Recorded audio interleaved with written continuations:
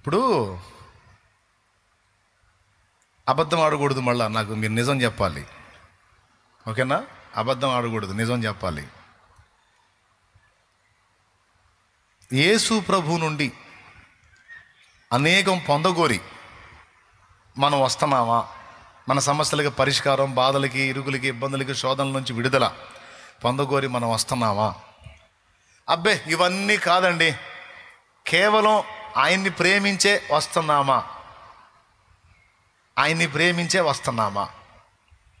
రెండు మాటలు, ఇందులో నిజం చెప్పండి. మీరు ఆయన్ని ప్రేమించి, కేవలం ఆయన్ని ప్రేమించి వచ్చేవాళ్ళు ఎంతమందో చేతులు ఎత్తండి. కదిలించండి, చేతుల్ని దించండి. అన్న ఆ ప్రేమ, ఈ మాటలు నువ్వు చెప్పేది ఏందో మాకు తెలియదులే, కానీ అప్పులైపోయినాయి అన్న, ఇంక ఎవడు ఇచ్చే మార్గం కూడా లేదు, ఎట్ట బయటపడతాం అర్థం కావట్లేదు. దేవుడి సన్నిధి కన్నా వస్తే దేవుడన్నా వాటి నుంచి దారి చూపిస్తాడు, బయటపడే దారి అని వచ్చాము. జబ్బుతో వచ్చాము, సమస్యతో వచ్చాము, ఇబ్బందితో వచ్చాము, వీటి నుంచి పరిష్కారం వెతుకుతూ వచ్చాము అన్నోళ్ళు చేతులు ఎత్తండి. అన్న చాలా నలుగుతున్నాం అన్న, సతమతం అవుతున్నాం, సమాధానం నా ప్రభు దగ్గర ఉందని వచ్చామన్న అన్నోళ్ళు.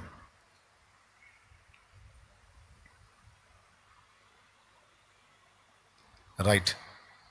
మీరు కోరినట్లే మీరు ఎదుర్కొంటున్న ఆ శోధనలన్నిటిలో నుండి నా తండ్రి యేసు నామములో మీకు విడుదల కలుగునుగాక, విడుదల కలుగునుగాక, సమాధానం కలుగునుగాక, స్వస్థత కలుగునుగాక, మీ మీదున్న ఆ రుణభారాలు కొట్టివేయబడునుగాక, మీరు అనుభవిస్తున్న ఆ శోధనల నుండి నా తండ్రి మీకు యేసు నామములో విడుదల కలిగించునుగాక.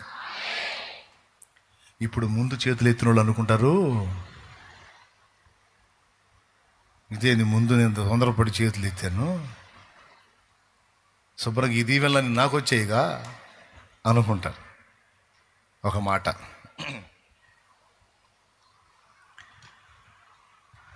ఇప్పుడు అసలు దేవుడు ఏం ఆశిస్తున్నాడు? దేవుడు ఆయన చేసే అద్భుతాలు చూసి, ఆయన చేసేటువంటి స్వస్థత కార్యాలు చూసి, ఆయన చేసే సహాయాలు చూసి నువ్వు కూడా పొందటానికి నువ్వు ఆయన దగ్గరకు రావాలనేది దేవుడు ఆశిస్తున్నాడా, లేకపోతే మరేదన్నా ఆశిస్తున్నాడా అనేది ఒక ప్రశ్న మనం వేసుకుందాం.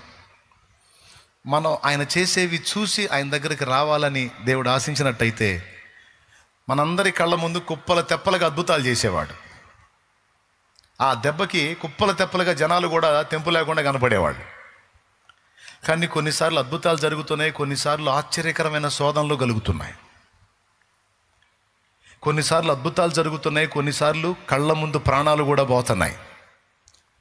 కొంతమందినేమో చచ్చే వాళ్ళని బతికిస్తున్నాడు, కొంతమంది బతికున్న వాళ్ళని మరణానికి అప్పగిస్తున్నాడు. మన కళ్ళ ముందు యోధులు కూలిపోతున్నారు, దైవజనులు సహా రాలిపోతున్నారు. అక్కడ మనకి డౌట్ వస్తుంది, ఇలా కన్ఫ్యూజ్గా ఎందుకు మనల్ని ఉంచాలి? అద్భుతాలు చేసేయాలి కదా, చేస్తే జనం అంతా, అన్యులంతా కుప్పల తెప్పలకు వచ్చి పడతారు కదా. కానీ కళ్ళ ముందు బాహాటంగా పెద్ద హడావుడిగా అయితే కార్యాలు జరగట్లా. అవునా? మ్యాటర్ నేను చెప్పేది ఏమైనా అర్థమవుతుందా? నిజం చెప్పండి, ఎంతమందికి అర్థమవుతుంది? చేతులు ఎత్తండి. అర్థమయ్యే చేతులు ఎత్తుతున్నావా? రైట్, విను. నేను గుర్తించింది ఏంటంటే, ఆయన అద్భుతాలు, సూచక్రియలు, మహత్కార్యాలు, స్వస్థత కార్యాలు, సహాయాలు చేసి వాటి ద్వారా మనల్ని రాబట్టాలని ఆయన ఆశించట్లా.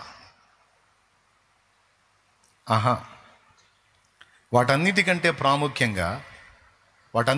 ప్రాముఖ్యంగా ఆయన తనను బట్టి మనం ఆయనకి కనెక్ట్ అవ్వాలని ఇష్టపడుతున్నాడు. ఎవరిని బట్టి? ఆయనను బట్టి మనం ఆయనకి కనెక్ట్ అవ్వాలని ఇష్టపడుతున్నాడు. బాగా వినండి. ఎందుకు అద్భుతాలు, సూచక్రియలు, మహత్కార్యాలు, సహాయాలు, స్వస్థత కార్యాలు, వాటి ద్వారా కూడా మనం ప్రభు దగ్గరకు వచ్చి కనెక్ట్ అవుతాం కదా అంటే అవుతాం. కానీ ఎంతవరకు అవుతాం తెలుసా? డెప్త్లోకి అయితే పోం. అందుబాటులో అయితే ఉంటాం. కానీ బెడిసిందనుకో జంపు, ప్రతికూలతలు ఎదురైనవి అనుకో అడ్రస్ కూడా దొరకం మనం. సింపుల్గా మీకు అర్థమయ్యేటట్టు చెప్తా. యేసు ప్రభుని వేలాది మంది వెంబడించారు. జస్ట్ ఇందాక మీరు చదివిన పక్క పేరాలో అదే ఆరో అధ్యాయంలో మీరు రొట్టె ముక్కలు తిని తృప్తి చెందుట చేతనే నన్ను వెంబడిస్తున్నారు అన్నాడు కదా. అదే ఆరో అధ్యాయంలో ఏముందో తెలుసా? అనేకులు ఆయనను వెంబడించుట మాని ఆయనను విడిచిపోయిరి అనుంది. చూడండి 66వ వచనం. అద్దుగో తీయండి. 6:66 తొందరగా తీయండి, ముగించుకుందాం మనం. అప్పటి నుండి ఆయన శిష్యులలో అనేకులు వెనుక తీసి మరి ఎన్నడూను ఆయనను వెంబడింపలేదు. ఒక్క నిమిషం అట్లాగు తమ్ముడు. అనేకులు ఆయనను వెంబడించుట మాని వెనక తీసి వేరైపోయారు, ఇక ఎప్పుడు ఆయన్ని వెంబడించలేదని రాస్తుంది.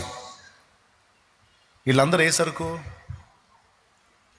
ఆయన చేసిన రొట్టెలు తిని తృప్తి చెందడానికి, ఆయన దగ్గర సహాయం పొందడానికి వచ్చి ఆ సారం వచ్చినంత వరకే ఆయనకి లింక్ అయిన వాళ్ళు ఆయన విషయంలో అభ్యంతరం కలిగినప్పుడు మొత్తం తుపాకీ కూడా దొరకకుండా జంప్ అయిపోయారు.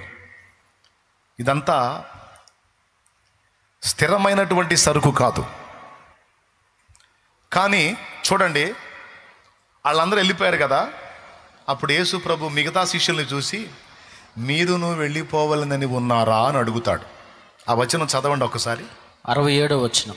కాబట్టి ఒక నిమిషం ఆగున్నాను. బైబిల్ తీయండి ప్లీజ్, బైబిల్ తీయండి, తీసి చూడండి. 66 చదివాడు, ఇప్పుడు 67 చదువుతున్నాడు.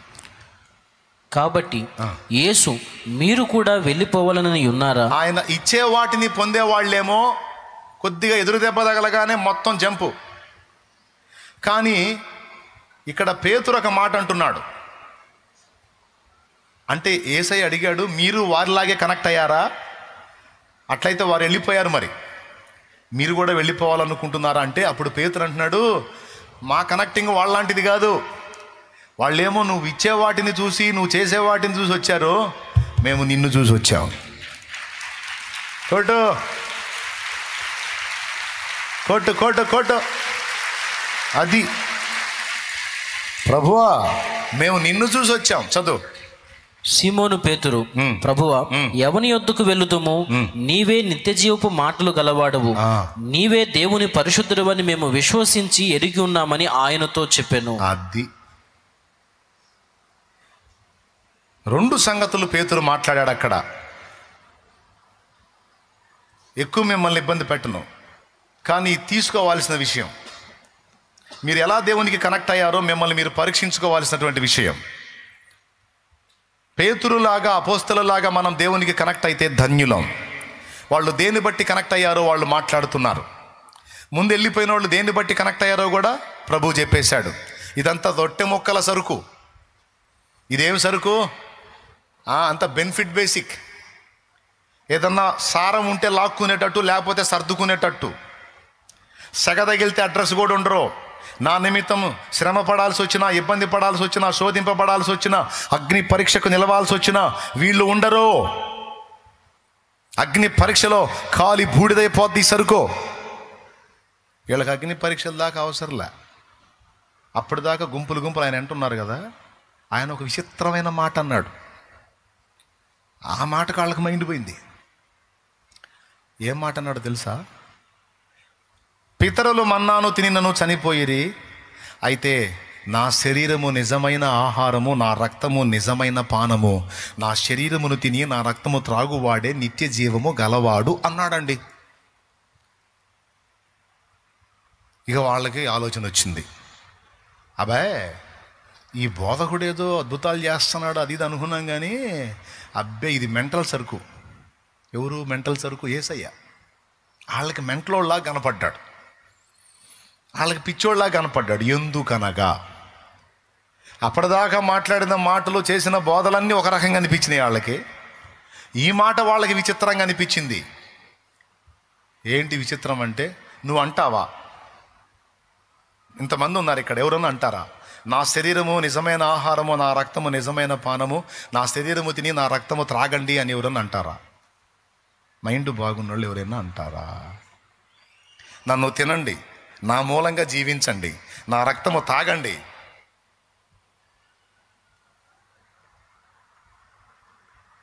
ఇప్పుడు సడన్గా నేను మీతో మంచిగా మాట్లాడతా బోధిస్తా ఒకరోజు మీరు అందరూ కూర్చొని ఉండగా మీరు కనపడంగా నా శరీరము తినండి, నా రక్తం తాగండి అన్నాను అనుకో,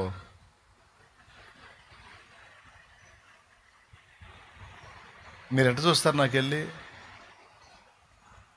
పాపం రోజు కూటానికి తిరుగుతా, రెస్ట్ లేక నిద్ర లేక టయానికి తిండి లేక ఇది ఎఫెక్ట్ అయినట్టుంది అన్నకి. నా శరీరాన్ని తినండి, నా రక్తం తాగండి అంటున్నాడు. ఏంది మీకు కొత్తగా ఉంటుందా ఉండదా? వింతగా ఉంటుందా ఉండదా? ఏ మనుషుడైనా అంటాడా నా శరీరం తినండి నా రక్తం తాగండి అని? ఏ మనుషుడైనా అంటాడా? యేసయ్య అన్నాడు. అది వాళ్ళకి వింతగా అనిపించింది. అది కూడా ఎలా అనిపించిందో తెలుసా? ఆయనకి మతి చెలించిందేమో అనిపించింది. కానీ ఆ పిచ్చి మహారాజు మాట్లాడింది నగ్న సత్యం, వాస్తవం. మరి వారం వారం మనం చేస్తుంది ఏంది? ఆయన శరీర రక్తాల్లో పాలివారం అవుతున్నాగా. ఏ ఉద్దేశంతో ఆయన అన్నాడో అందులో ఆంతర్యం ఏందో ఒక్క ముక్క ఆయన అడిగితే చెప్పేవాడు. ఈ మాట ఆయన అనేసరికి తన శరీరమును ఎవడు తిననిచ్చును, తన రక్తమును ఎవడు త్రాగనిచ్చును, ఈ బోధకుడు ఇలా మాట్లాడుచున్నాడు ఏమిటి? ఈ మాటను బట్టి అర్థమైపోయింది ఇతనికి మతి సరిగా లేదు అని సర్దుకున్నారు. శిష్యులు కూడా డౌట్ వచ్చి ఉండొచ్చు నాకు తెలిసి, ఏంది ఇలా అన్నాడు ఏంది ప్రభు అని డౌట్ వచ్చి ఉండొచ్చు వాళ్ళకు కూడా. అయితే వాళ్ళు తెలివిగల్లోళ్ళు, వీళ్ళలాగా అరబందులు కాదు. వాళ్ళ ఆవేశంతో వెళ్ళిపోకుండా మనకేదన్నా సందేహం ఉంటే బోధకుడు మనకు చెప్తాడుగా, అడిగితే ఆయన్నే అడిగి చెప్తాం చూద్దాం అనుకొని ఆలోచన కడుపులో పెట్టుకొని ఉండొచ్చు. అందరూ వెళ్ళిపోయారు, వీళ్ళు వెళ్ళిపోలా, మొత్తం జంపు. కానీ ప్రభు వీళ్ళకెళ్ళి కూడా చూసి నా మాట వాళ్ళకి వింతగా అనిపించి సర్దుకున్నారు, మీరు కూడా వెళ్ళిపోవాలని ఉన్నారా అన్నాడు. వెంటనే నీ మాటని పిచ్చి మాట కింద వాళ్ళు తీసుకున్నారు. పేతురు స్పందన చూడండి, పేతురు స్పందన, ప్రభువా నీ మాట పిచ్చి మాట కింద వాళ్ళు తీసుకున్నారు, అయితే మాకు ఆ మాట నిత్య జీవపు ఊట, మాకు ఆ మాట నిత్య జీవపు ఊట. నీవే నిత్య జీవపు మాటలు గలవాటవు, నిన్ను వదిలిపెట్టి ఎక్కడికి పోవుదుము? నీవు దేవుని పరిశుద్ధుడవు, నువ్వు పిచ్చోడివి కాదు, నిన్ను పిచ్చోడు అనుకున్నాడు పిచ్చోడు. నీ మాటల్లో ఆంతర్యం ఉంది, అది జీవం కలిగిన మాట, మేము ఎరుగుదాం ప్రభువా అన్నాడు. అంటే దేన్ని బట్టి కనెక్ట్ అయ్యారు అపోస్తలులు?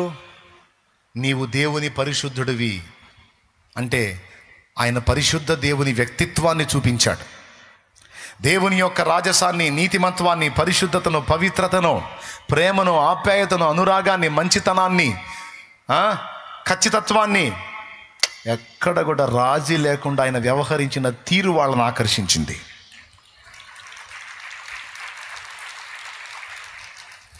ఎంత ఆకర్షించిందంటే 2 దోణెల నిండా చేపలు ఇస్తే యేసయ్య ఇచ్చిన చేపల జోడ్ల పేతురు చేపలను ఇచ్చిన యేసయ్యకి వెళ్ళి చూసి యేసయ్యని వెంటబడిపోయాడు. 2 దోణెలు ఇచ్చాడండి చేపలు, 2 దోణెల నిండా సంపదిస్తే, ఈ సంపద కాదు, నువ్వే నా సంపదల గని, నువ్వు చాలు నాకని వెంటబడ్డాడు యేసయ్య వెంట. నేను అడుగుతాను పేతురుని, ఏమి నచ్చింది పేతురు? ఆయన దగ్గర కనీసం ఆయనే అన్నాడు, నక్కలకు బొరియలు ఆకాశ పక్షులకు నివాసములు కలవు కానీ మనుష్య కుమారుడికి తలవాల్చుకున్నకైనా నువ్వు స్థలము లేదని ప్రభువే అన్నాడు కదా. ఏమీ లేదు ఆయన దగ్గర. అలాంటి వాడి వెంటబోతే నీకేం వచ్చిందా? శుభ్రంగా ఆ 2 దోణెలు చేపలు అమ్ముకొని వ్యాపారం పెట్టుకుంటే అసలు ఎన్ని డబ్బులు వచ్చాయి. ఇంకా 2 దోణెలు, ఇంకా 4 వలలు కొనుక్కొని 10 మంది కూలోళ్ళని పెట్టుకొని మొత్తం దోణెలు తీసుకొని పోయి అసలు వేట చేస్తే కుప్పలు కుప్పల చేపలు, కుప్పలు కుప్పల డబ్బులు. కమ్మగా అవకాశం ఇస్తే అయి బాగొట్టి ఆయన వెంటబడ్డావేమయ్యా?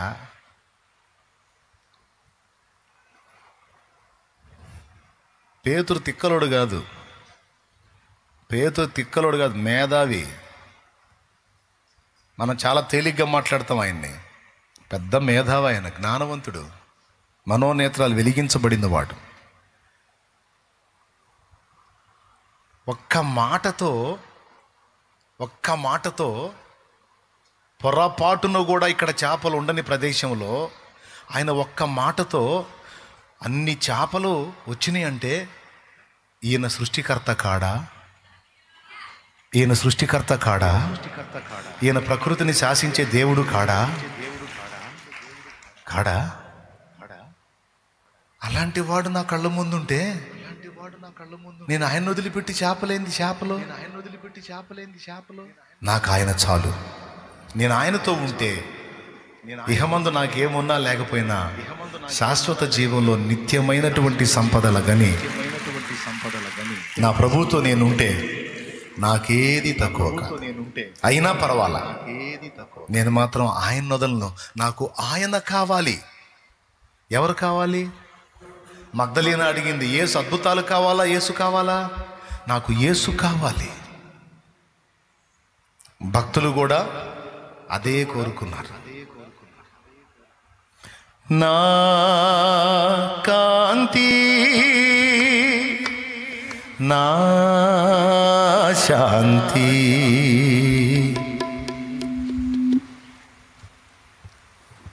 పాడేదేముంది మీకు తెలుసుగా. యేసును ప్రేమించారు. యేసు ఇచ్చే వాటిని ఆశించి వచ్చినా తర్వాత యేసు కనెక్ట్ అయిపోయారు. నేను మీకు చెప్పేది ఏంటంటే, ఈ ఆదివారపు శుభవేళ యేసు ఇచ్చే వాటిని మీరు చూస్తున్నారు, మంచిది. కానీ అంతకంటే మంచిది ఏంటో తెలుసా? మొదటేంటో తెలుసా? ఇవన్నీ ఇవ్వగల యేసుని నువ్వు కనెక్ట్ అవ్వు. యేసుని కనెక్ట్ అవ్వు, యేసుని ప్రేమించు. దేన్ని బట్టి? ఆయన చేసిన అద్భుతాలు, సూచక్రియలు, మహత్కార్యాలు కాదు. ఆయన వ్యక్తిగత ప్రవర్తన, వ్యక్తిత్వ సౌందర్యంలో నీకు సూచనలు చూపిస్తున్నాడు. ఆయన ప్రేమ సూచనలు నీకు చూపిస్తున్నాడు. ఆయన నీతి నియమాల సూచన నీకు చూపిస్తున్నాడు.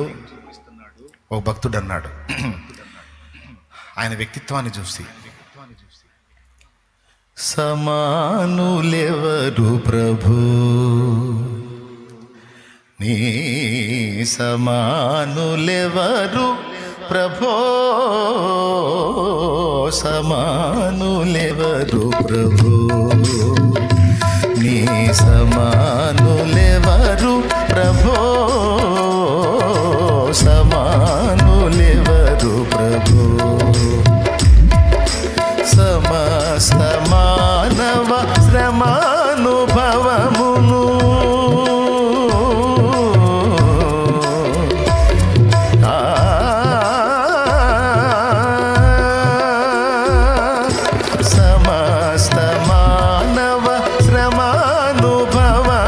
సమస్త మానవ శ్రమానుభవమును వహించి ప్రేమించగలని సమానులెవరు ప్రభు, నీ సమానులెవరు ప్రభో, సమానులెవరు ప్రభో.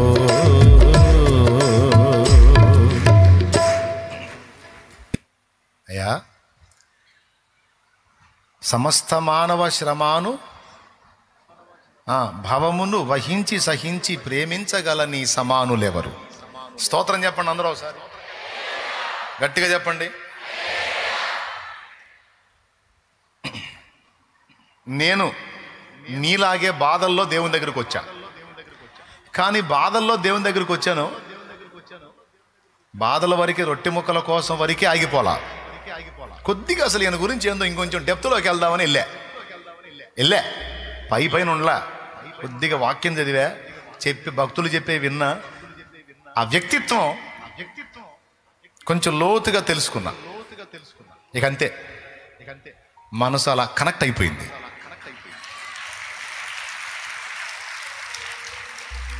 అది నాకెంత మేలైందంటే, ఆయన వ్యక్తిత్వాన్ని బట్టి, ఆయన ప్రేమను బట్టి, ఆయన పరిశుద్ధతను బట్టి, ఆయన నీతి న్యాయములను బట్టి, ఆయన వ్యక్తిత్వ సౌందర్యాన్ని బట్టి కనెక్ట్ అవ్వటం అనేది నాకెంత ఉపయోగమైందంటే, ఒకవేళ రొట్టె ముక్కల కోసం మాత్రమే నేను కనెక్ట్ అయినట్టయితే నా శోధన కాలంలో నేను కూడా వెనుక తీసి వేరైపోయి ఉందును.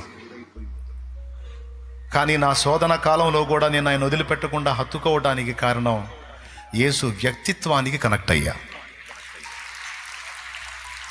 పేతురు కనెక్ట్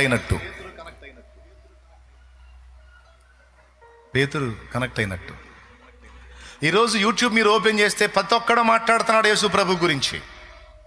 వాళ్ళ ఇష్టం వచ్చిన పాటు పడుతున్నారు. ఒక్కొక్కడైతే బాగా నమ్మశక్యంగా మాట్లాడుతున్నాడు, బాగా అన్ని చదివి పరిశీలించినట్టుగా బాగా నమ్మశక్యంగా మాట్లాడుతున్నాడు.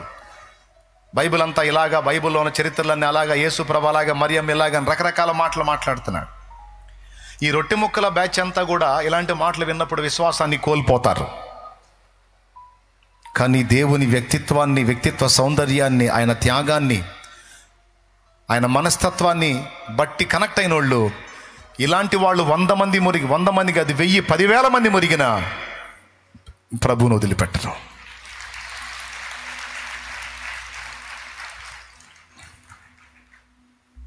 ఎలాంటి పరీక్ష కాలం వచ్చింది అపోస్తలులకి, ఎంతటి శోధన కాలంలో కూడా వాళ్ళు ప్రభువును వదిలిపెట్టకుండా హత్తుకొని ఉండటానికి కారణం ఏంటో తెలుసా? వాళ్ళు రొట్టె ముక్కలను బట్టి కనెక్ట్ అవ్వలా. రొట్టె ముక్కల బాపతు కాదు. రొట్టె ముక్కలు అంటే తెలుసా మీకు? సమస్యలు పోయినాయి, అప్పులు తీరినాయి, రోగాలు తగ్గినాయి అని వీటిని బట్టి కనెక్ట్ అవుతారు చూడు. ఇదంతా రొట్టె ముక్కల సరుకు కాదు, కాదు, కాదు. వాటిని బట్టి కాదు కనెక్ట్ అవ్వాల్సింది వ్యక్తిత్వం. ధవళ వర్ణుడు రత్నవన్నుండు నా ప్రియుడు, ధవళ వర్ణుడు రత్నవన్నుండు నా ప్రియుడు, అవని 10,000 అతి శ్రేష్ఠుడా తండు, అవని 10,000 అతి శ్రేష్ఠుడా తండు, ఎవరు ఆయన కిలలో సమరూప పురుషుండు,